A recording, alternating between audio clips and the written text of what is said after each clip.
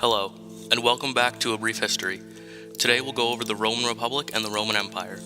The Roman Republic lasted from 509 BC to 27 BC. The Roman consul was the highest level of government in the Roman Republic, with only the consuls at the beginning and end of the Republic being significantly well known. Lucius Brutus and Lucius Collatinus were in power from 509 to 508 BC, and Gaius Octavianus and Marcus Agrippa in power in 27 BC. Significant events in the Roman Empire consist of the overthrow of Tarquinius Superbus following the rape of Lucretia in 509 BC, Caesar being proclaimed dictator for 10 years in 47 BC, the Battle of Actium on the 2nd of September 31 BC, and the end of the Republic was when Octavian proclaimed Augustus on January 16, 27 BC. The Roman Empire lasted an approximate 1,500 years, with the first 2 centuries being an unprecedented period of political stability that became known as Pax Romana. Emperor Octavian was the first emperor to drastically increase the size of the empire post-Pax Romana. The Senate had briefly considered restoring the Republic in 41 AD after the assassination of Caligula. Caligula is one of the most well-known Roman emperors, despite there being very few sources on him. He's infamous for his wicked cruelty, eccentricism, and sexual perversity. The sources that tell us of him often paint him as a vicious tyrant, though these sources are often unreliable. Under Claudius, who came to power after Caligula, the Roman Empire began its expansion into Britannia. This was Rome's first major expansion since the days of Augustus. After the successor of Claudius, Emperor Nero, killed himself in AD 68, a series of brief civil wars and a concurrent rebellion in Judea occurred, during which 4 different legionary generals proclaimed themselves to be emperor of the Roman Empire. In AD 69, Vespasian triumphed over the rest and started the Flavian dynasty. Titus, son of Vespasian, opened up the Colosseum shortly after the eruption of Mount Vesuvius, during his reign as emperor. His relatively short reign was followed up by the much longer reign of his brother, Domitian, who was later assassinated. After this, the Senate appointed the first of the 5 good emperors. Trajan, the second of this group, was ruler of the empire during its height when it controlled around 5 million square kilometers of land. A period of increasing trouble and decline began with the reign of Commodus.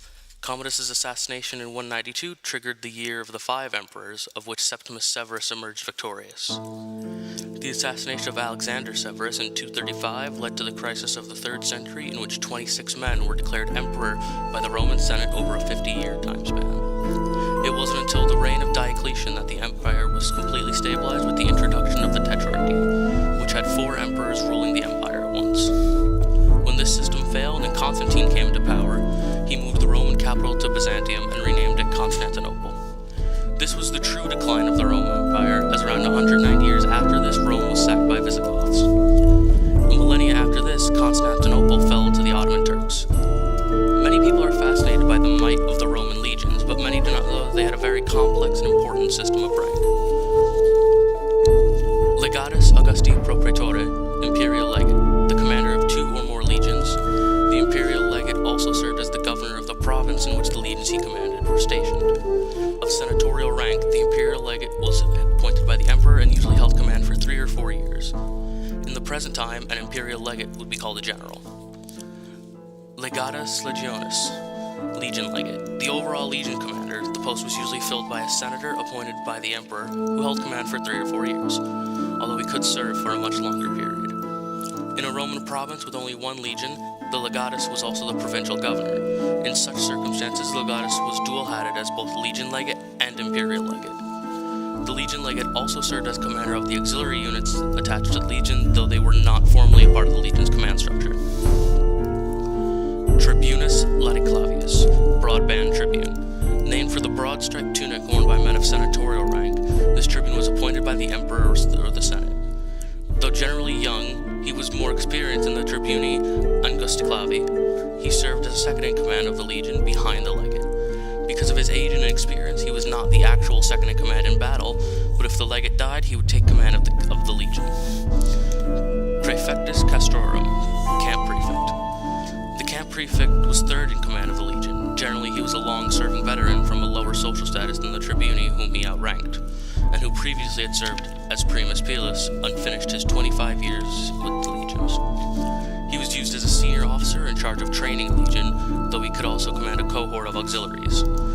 Tribuni Angusticlavi, narrow band tribunes.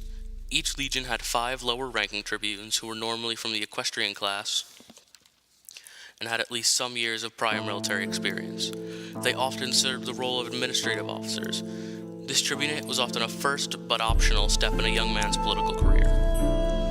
These are only the commanders of the Romans' legions. For naming all ranks and their duties and purposes would take far too long, so once again I thank you for watching and enjoy your day.